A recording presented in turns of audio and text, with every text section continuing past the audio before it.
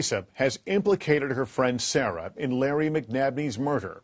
Now, it was Sarah's turn to tell investigators her side of the story. Here's Keith Morrison.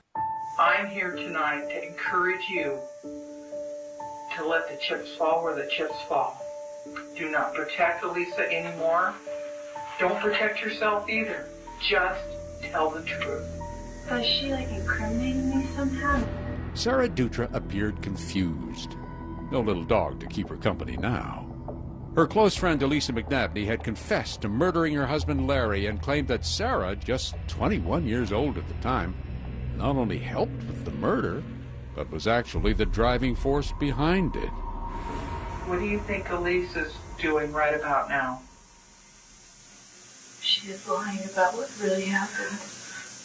Are you a cold-blooded killer? Or are you somebody that got caught up in some stuff and made some mistakes?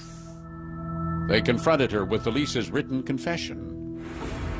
Basically, it says, I, Lauren Jordan, along with Sarah Dutra, planned to overdose Larry McNabney with horse tranquilizer. No, I'm not denying. I'm not denying that conversation couldn't have happened, but I never thought that she would have carried it out and taken me along with her unknowingly. She's evil, and she's trying to do this to pull me down with her because she's been jealous of me. I know she has. Explain that to me then.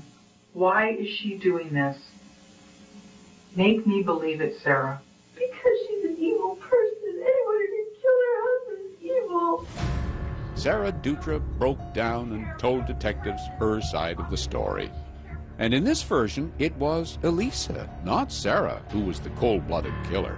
It was Elisa, she said, who dosed Larry with horse tranquilizer. Elisa, who ordered Sarah to bury him in Yosemite, even before he was dead. Then get out and grab the shovel and go check that ground. I said, God, get out. Okay. I want you to know I was so afraid to not do what you wanted me to. Elisa, who was eerily calm when Larry finally did expire. And he was laying there on the ground. I said, what is he laying on the ground for? Why is he not laying in bed? And she said, he's dead. And I thought,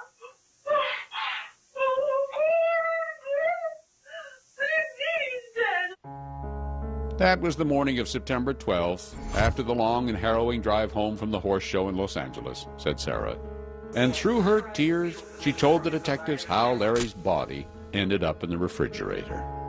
And so she put him in a sheet. Oh my God, I've never seen anything like this, okay? And she said, okay, grab the sheet, and then we carried him downstairs, and I'm like, what are you doing? We have to call the police. This is not right. She said, we are not calling the police. If you call the police, you'll be so sorry you did.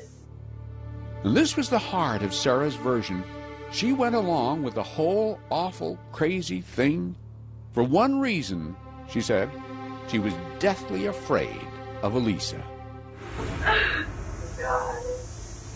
I didn't want to end up like him. Was it possible? An innocent young woman in the thrall of a con artist and killer? Sarah Dutra seemed so frightened, so emotional. And yet, thought the detective, I felt a little bit over the top. She was a little over the top. Yeah. I know. You mean she was acting, putting it on? I believe so. after more than 9 hours of questioning, Sarah Dutra was arrested and charged with Larry's murder. It was a classic crime story. Two killers, mutual finger-pointing. And prosecutors knew they could use each woman's testimony against the other. An easy checkmate. That is, until Elisa took herself off the board. On March 30th, 13 days after her arrest, a jailer found her hanging by the neck in her cell. A suicide. A million questions for Elisa. And now that door has been slammed shut. And now, Sarah, left holding the bag, would face murder charges alone.